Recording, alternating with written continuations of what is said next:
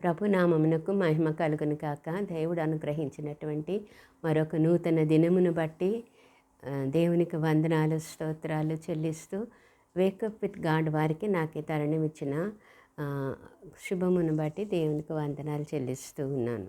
ఈరోజు మన అంశము ర్యాప్చర్ అంటే సంఘము ఎత్తబడుట. సంఘము ఎత్తబడుట అనే అంశాన్ని గురించి మనం ధ్యానం చేయబోతూ ఉన్నాము. ఇందులో చాలా అంశాలు ఇమిడి ఉన్నాయి. అయితే మనము కొన్ని ప్రశ్నలను సంధించబోతూ ఉన్నాం. మొదటిది, అసలు ఎత్తబడుట అంటే ఏంటి? What is rapture? రెండవది, ఎవరు ఎత్తబడతారు? Who will be raptured? మూడవది, when will they be raptured? ఎప్పుడు వారు ఎత్తబడతారు? నాలుగవది, why will they be raptured before tribulation? శ్రమల కాలానికి ముందే ఎందుకు వారు ఎత్తబడతారు? లేక శ్రమల కాలం నుండి ఎత్తబడేవారు ఎందుకు స్పేర్ చేయబడతారు అనేవి మనం ధ్యానం చేయబోతూ ఉన్నాము. అంటే క్లుప్తంగా, లోతుగా కాదు, కానీ క్లుప్తంగా మనం ధ్యానం చేయబోతూ ఉన్నాము. ఈ 4 ఒకే రోజు ఒకేసారి చేయటానికి అవ్వవు గనుక మనం మొదటి దాని మీద మన దృష్టిని పెడదాము. అసలు సంఘము ఎత్తబడుట అంటే ఏంటి అని, ఇది బైబిల్లో ఉందా, బైబిల్లో ఎక్కడ ఉంది అని మనం కొంచెం ఆలోచన చేస్తే, ర్యాప్చర్ అనేది రెండవ రాకడ అనే దానిలో మొదటి స్టేజ్ అన్నమాట. రెండవ రాకడ అనేది 2 ఫేజెస్గా ఉన్నట్లయితే, మొదటి ఫేజ్, మొదటి రాక ఎంతవరకు అంటే మధ్యాకాశం వరకు వస్తాడు ఆయన. రెండవది భూమి మీదికి ఆయన వస్తాడు. మనం రెండవ రాకడ గురించి మాట్లాడటం లేదు, కానీ ర్యాప్చర్ అంటే ఆయన రెండవసారి రాకముందే మధ్యాకాశంలోనికి వచ్చినప్పుడు సంఘము ఎత్తబడుటను గురించి మనం మాట్లాడుతూ ఉన్నాము. మరి ఇది వాక్యంలో ఎక్కడ ఉంది అని మనం చూసినట్లయితే, ముందు మనం మూలవాక్యాన్ని ఒకసారి చూసుకున్నట్లయితే, మన మూలవాక్యము 1 తెస్సలోనికైలకు రాసిన పత్రిక 4వ అధ్యాయము 16, 17 వచనాలు. ఆర్భాటముతోనూ ప్రధాన దూత శబ్దముతోనూ దేవుని బూరతోనూ పరలోకం నుండి ప్రభువు దిగి వచ్చును.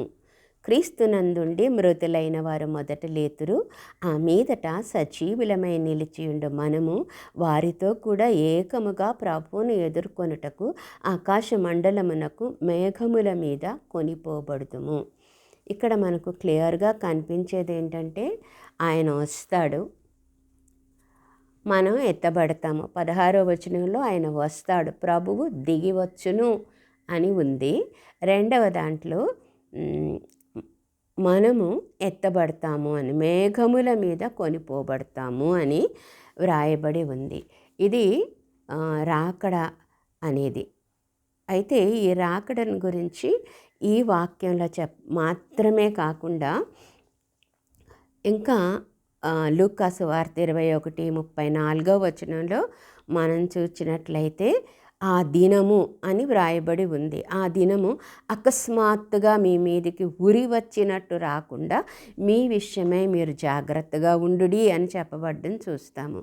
మళ్ళీ అదే అధ్యాయంలో 36వ వచనంలో చూసినట్లయితే, కాబట్టి మీరు జరగబో వీటి నెలను తప్పించుకొని మనుష్య కుమారుని ఎదుట నిలవబడుటకు శక్తి కలవారగునట్లు ఎల్లప్పుడూ ప్రార్థన చేయువారును మెలకువగా ఉండుడని చెప్పెను అని వ్రాయబడి ఉంది.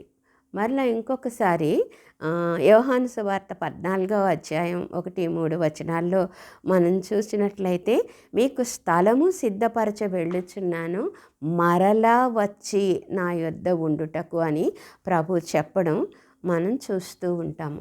మరి ఇన్ని రెఫరెన్స్ ఇవే కాకుండా ఇంకా చాలా చోట్ల పరిశుద్ధ గ్రంథంలో ఈ సంఘటన గురించి, రాకడ, ఎత్తబడుట, సంఘము ఎత్తబడుట అనే విషయాన్ని గురించి వ్రాయబడి ఉంది. మరి ఇది ఇంకా వివరంగా తెలుసుకోవటానికి మనకు ఇప్పుడు సమయం లేదు కనుక అసలు ఎత్తబడే స్థితిలో మనం ఉన్నామా అని పరీక్షించుకోవడానికి, సిద్ధపడడానికి దేవుడు ఈ అనౌన్స్మెంట్ చేశాడని గుర్తుపెట్టుకుందాం. This is an announcement that is Christ is coming.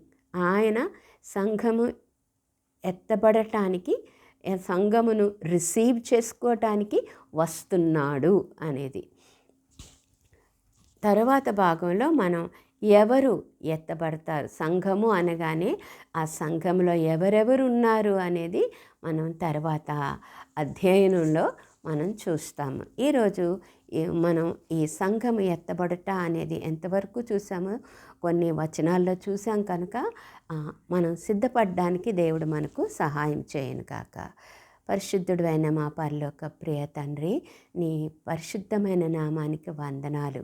నీవు మమ్మను ప్రేమించి మమ్మను ఎత్తి ప్రభా మధ్యాకాశంలో మమ్మల్ని రిసీవ్ చేసుకుని నీతో ఉండడానికి, నీవు సిద్ధపరిచిన గుడారములోనికి తీసుకుని వెళ్ళడానికి రానయ్యున్నావు కనుక నీకు వందనాలు ప్రభా. మమ్మును మేము సిద్ధపరచుకోవటానికి, నిన్ను కలవడానికి సిద్ధపడ్డానికి మా ఒక్కొక్కరికి సహాయం చేయమని యేసు నామములో అడుగుతున్నాం తండ్రి.